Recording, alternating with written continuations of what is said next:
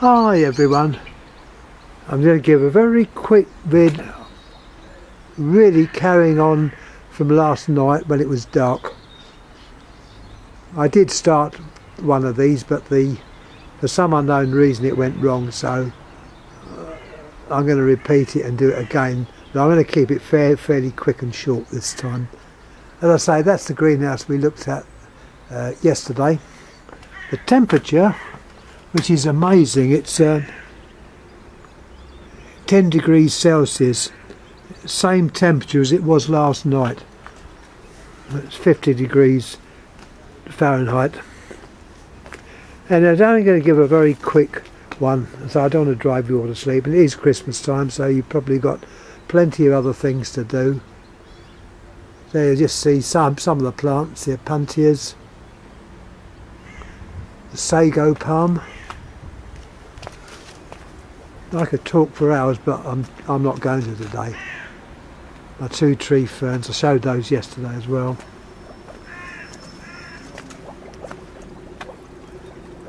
Some more Opuntias. There's Opuntia engelmannii. It flowered actually, you can see the fruits. These are called prickly pears. I'm not going to pick one off, and there's actually one on the ground there. You can see it under there. It's a prickly pear. Some fish, goldfish. They're young from this year. They're rather nice, the old fish. I say, years ago I had, I've always kept fish. I know years ago I had a budgie. It was so tame you could call it from one room to another and it would come flying in to see you. Nice, I remember that was years ago. Now I say I've got cats, so it wouldn't be fair to keep birds. Well, not in my case. I'd be scared the cats got them, which wouldn't be very nice. Yeah, I've got the other pond there, which next year I've got to do a bit of work with. I might put an inside liner. It's the inside's not looking too good, but I'll put a line around there. Hopefully it won't collapse. This was actually built by my former owner of this house. He took the, you can see on there, the next door they got a chimney there. There was one on my house. Someone took it down and they used the bricks to make that pond. As I say, many years ago. Got another yucca, bamboo.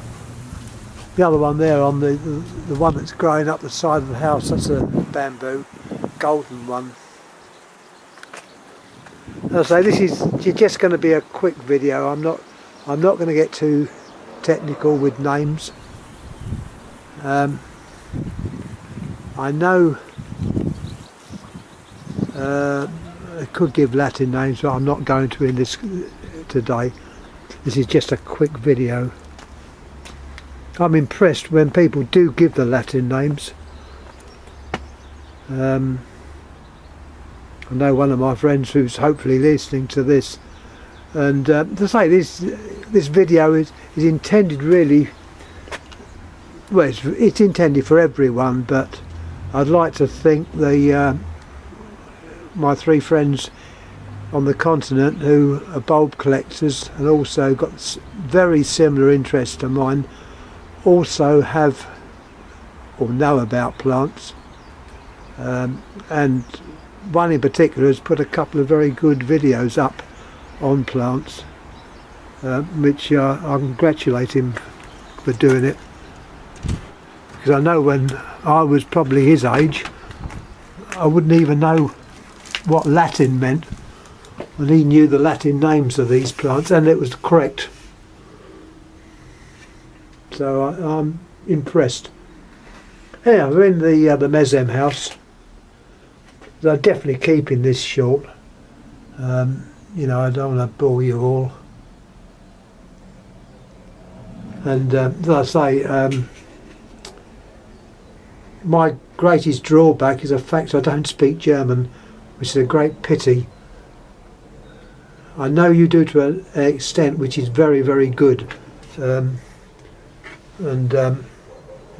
thank you for trying to get it across to me. In most cases you do get it across to me if you speak in English, and unfortunately I can't say the same with me trying to explain things.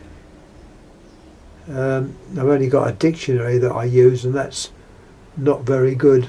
Certain words come up and I think, oh, what does that mean? And I look it up and I can't find it. So, you know,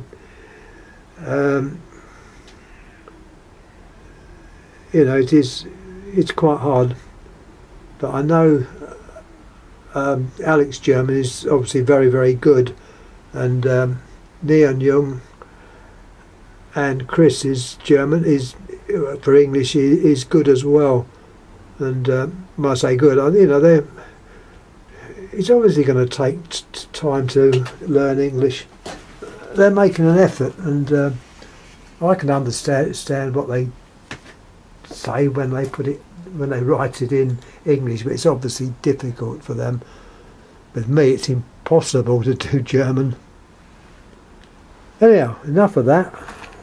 Just grateful that you make an attempt to try and explain it in English. It's appreciated, and thanks. Anyhow, leaving that house, quickly have a look at the other house. We've got the Apuntias.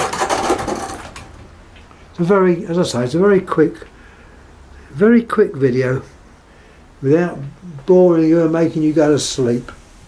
Some more Apuntias there. The only problem with Apuntias, they do tend to grow rather large. And we've got an agave at the back there with the stripy leaves. That plant's a few years old. When it flowers, which could be, well, it hasn't flowered this year, the plant then unfortunately dies, and it would send up a flower spike, which, well, I'd have to stand the plant outside because it would be higher than the glass.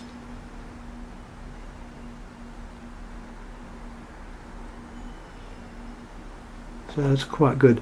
Yeah, let's have a quick look at the Mezem house. I won't do any of the sheds. I know it's all interesting bits and bobs in there, but I'm going to keep this to do with the plants. Have a look inside here. What have we got? Tell you what, it's lovely and warm in here. The sun, which is in that direction, I can show you from the sky and the sun. It's been a lovely morning. It's a bit breezy. The plants which I'm looking at now outside the greenhouse, we've got an olive tree with some olive berries on it. That's grown well. I think that was the one I brought back from Italy. It was only a tiny thing when I brought it back. Look at it now, it's getting quite large. Some of the plants, like I say, I'm not going into too much detail, and just show you what's on there.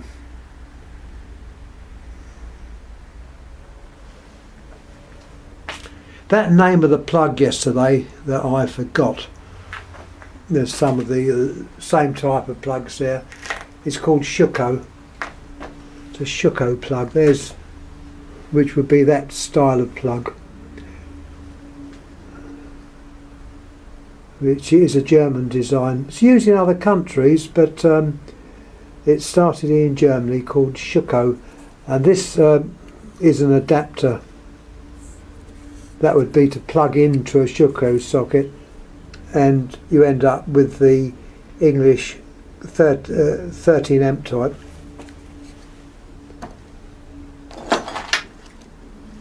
As I say, you're mainly lamp interests and electrical bits, so I don't mind showing you the odd thing. This is Edison screw holder, in porcelain. You use that hanging with a shade on it. It's a nice, well-made item. Edison screw.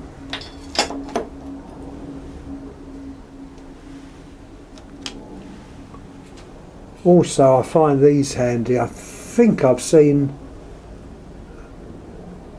one of these being used on one of your little videos you put up. They're very handy. So I picked this up at a boot sale. And obviously put the cable between the jaws, pull it, and it strips the insulation off. They're very, very handy, and recommended. And I think by altering that little screw at the top there is either for different thicknesses of actual insulation on the cables, I don't know, but this works fine. So you've got a set of jaws, close it, then pull it, and hopefully the insulation comes off, leaving the wires intact. You don't want to fracture the wires, you just want to take the insulation off. Oh, I've got blooming tools all over the place. It's a bit untidy in here, but don't worry. So on the plants, as I want to make this fairly short, and I'm not going to bore you with hundreds of different names. If you see that funny bottle thing under the staging, I'll get it a bit closer. You might be wondering what it is. There's two of them in there. It's a filter for an aquarium. Unfortunately, you can't buy bits for it. Well, I haven't seen bits for it. It uses rare earths which are mixed in the water. They go through a filter bag within the filter itself, and it's the filter bags I haven't got. I've got the powder. Powder's in that bottle there, which you can see on the side.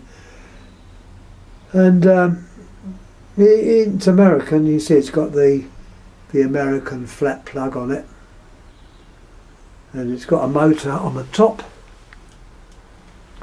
There's two there. It's got the motor on the top, and that pumps the water around to keep the aquarium clean. But I can't use it, as I say. You can't get the spares now. Now let's have a look at the last greenhouse, which is Jean's plants. It'll just be a quick view.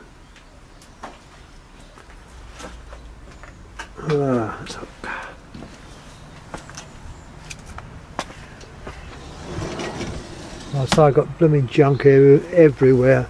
That shed's full of junk, which if anyone wants to have a look in there at some time, give us a shout. You're welcome. But it's full of junk, interesting stuff, but electrical bits and pieces, stuff I've collected over the years. There's two reflectors there. I've got to put these inside. They're ones that were used for growing plants under. In fact, they've got two nice holders on them. GES, the Goliath Edison screw holders. I'll bung those in the shed. I won't put them in now, but I will put them in later. Have a quick look at Jean's plants. They always look good. Needs a bit of a tidy up, but don't worry. See the electrics there? They're that grey box in the middle of the screen with a little control on it is a thermostat, and the reason for that is to keep the temperature to keep it at the right temperature, and it feeds that transformer, which is also in the middle of the screen. The reason I can't go any closer, I can't get into the greenhouse, and it heats up a cable which is under these plants at the end. It's a heating cable. That is old, very old. It still works. In fact, I rewired it. Well, I didn't. I rewired the feed into it. The feed into that was through rubber covered cable. Well, through the years, the rubber had just completely perished. So I opened it up, expecting to find a set of terminals, which I didn't find. All I found, it was encapsulated in, I think it was pitch. It's a black stuff which is rock hard, and I had to chip it all away till I got down to the terminals, put a new wire in, fill it up with polyfiller, and that was years ago, and it's been okay ever since. The light at the back there is an emergency light, so if we get a power cut, that comes on. That's just it just plugs into that plug on the, once again, in the centre of the screen. So it's all fairly simply put together. As some of the plants there, they are looking quite good. There's some rare ones here. They're not mine, they're Jean's. Jean tends to grow the cacti, whereas I tend to grow the other succulents. Having said that, I still have some cacti myself, which you saw in the big greenhouse. Anyway, last little trip, tour, call it what you will. There's a few more Opuntias. This greenhouse at the moment is being used for storage of one of my sheds, which I'm hoping to replace next spring. I've seen one I'd like to use. It's not cheap, but well, you know, if you want something good, you got to pay for it, and that's what I intend to do. I'm going to point a couple of bits and bobs out which you may be interested to. The item we're looking at now is, excuse the cables on top, it's an inverter. What it does, you feed it with 12 volts, I think it's either 12 volts or 24. Well, it might be both, I forget now, but you put 24 or 12 volts into it and you get out 240 volts. Now normally these inverters are on what is known as a square wave. It's not a sinusoidal wave. They're saying now, we're talking to my friend about RMS. We're talking about speakers and RMS, which means root means square. Well, this device gives out a sine wave or sinusoidal wave equivalent to the mains, so it would be 50 cycles, and the voltage would be 240, and it's RMS, root mean squared. It's the area under a half cycle. If I'm wrong, please correct me. Next to it we've got another fluorescent fitting. I know you're interested in these. I've tinkered about with stuff, as you probably guess. This came out of the shed. It's well made. It was stuck, it was glued to the side of the shed. Made by, there's the name there,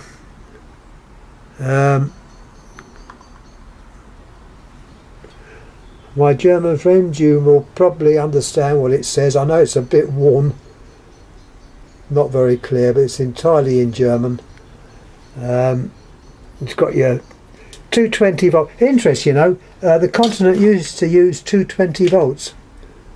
We in England use 230s. Not that makes any difference, but that's what we used to use. And this is 220, 50 cycles, or cycles, using the old terminology. Hertz.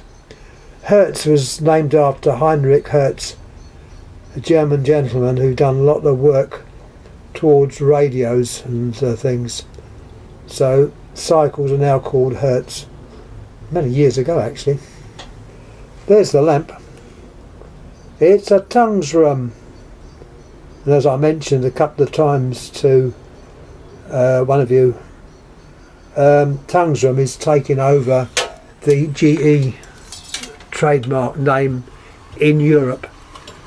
GE will still be available, but you have to go across the pond to America. More of the bits in here. I'm always tinkering about with stuff. It keeps me active, and it's good, you know. It's good to be able to fiddle with things. I mean, unfortunately, I've had to move my shed innards into here. There's an interesting lamp. I don't know whether I've showed it to you before. It's a compact fluorescent, but it's a special type. It actually fits into this lamp.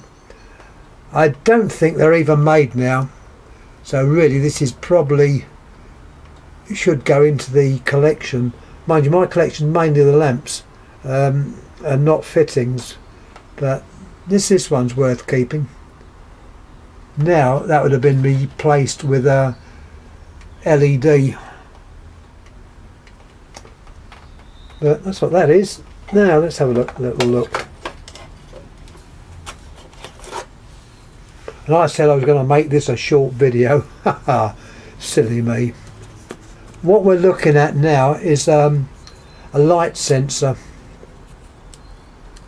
This was used actually on the shed outside, which will probably be put back to the new shed. When it gets dark, it turns the lights on. I'll show you inside. I'll take the top off.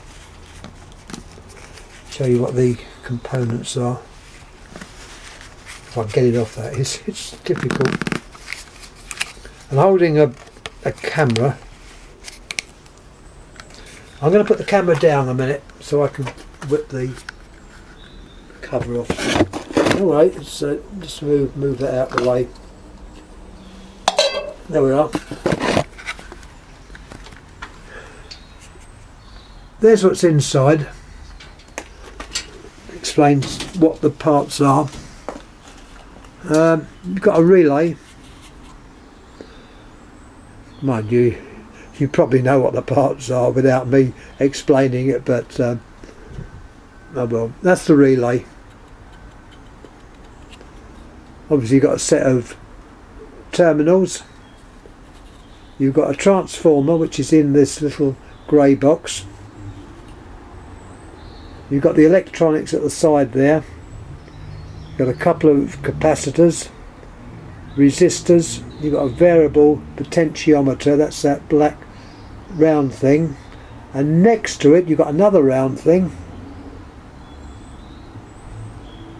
which is an ORP and a number after it, and what it does, it's a cadmium or selenium, I'm not too sure.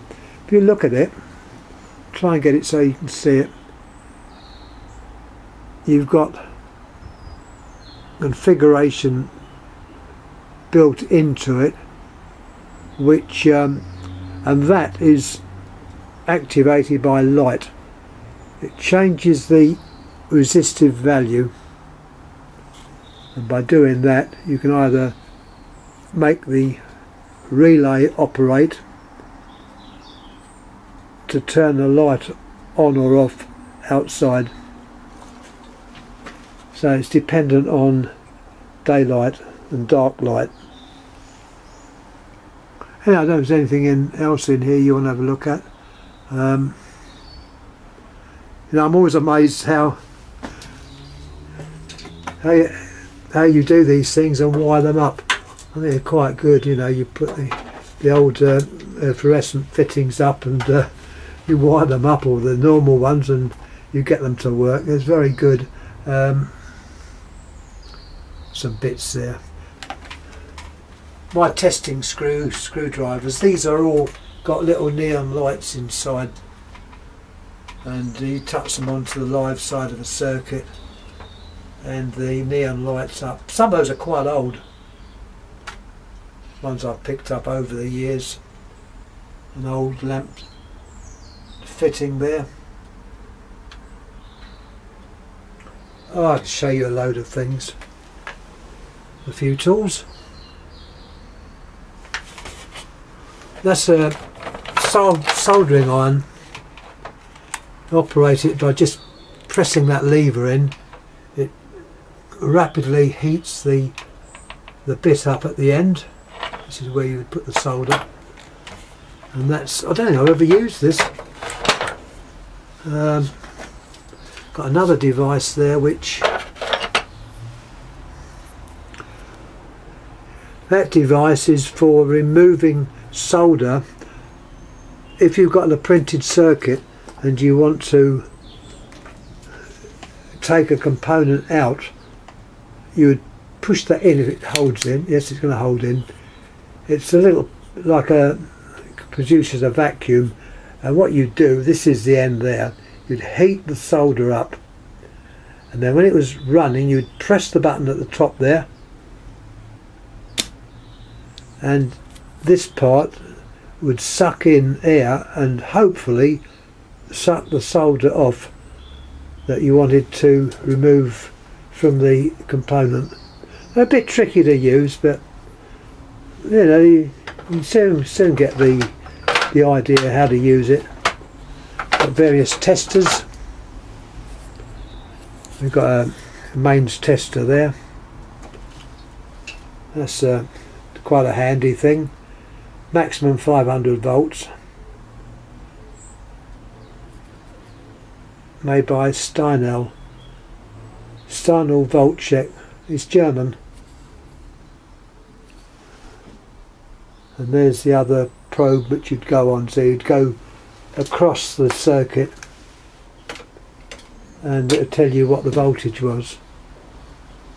Anyhow, I'm talking too much, so I just mentioned there's that I'll put that cover back on that sensor. There's a ring lamp there, Circline lamp.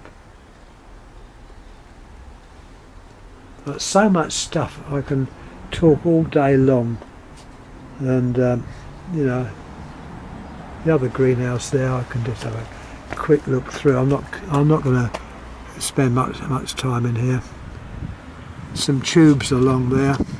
Don't know what they are. My interest is not really in fluorescent tubes. They're ones that I picked up somewhere. Don't know where.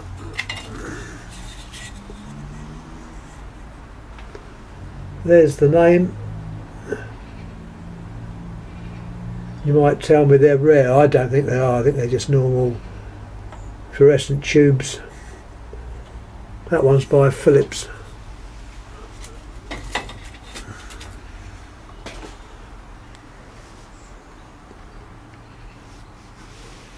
Anyway, one day I shall get this cleared out a bit. A lot of this stuff's waiting to go to a boot sale. Although I buy a lot of stuff at boot sales, I do try to sell stuff as well. It's not too easy actually.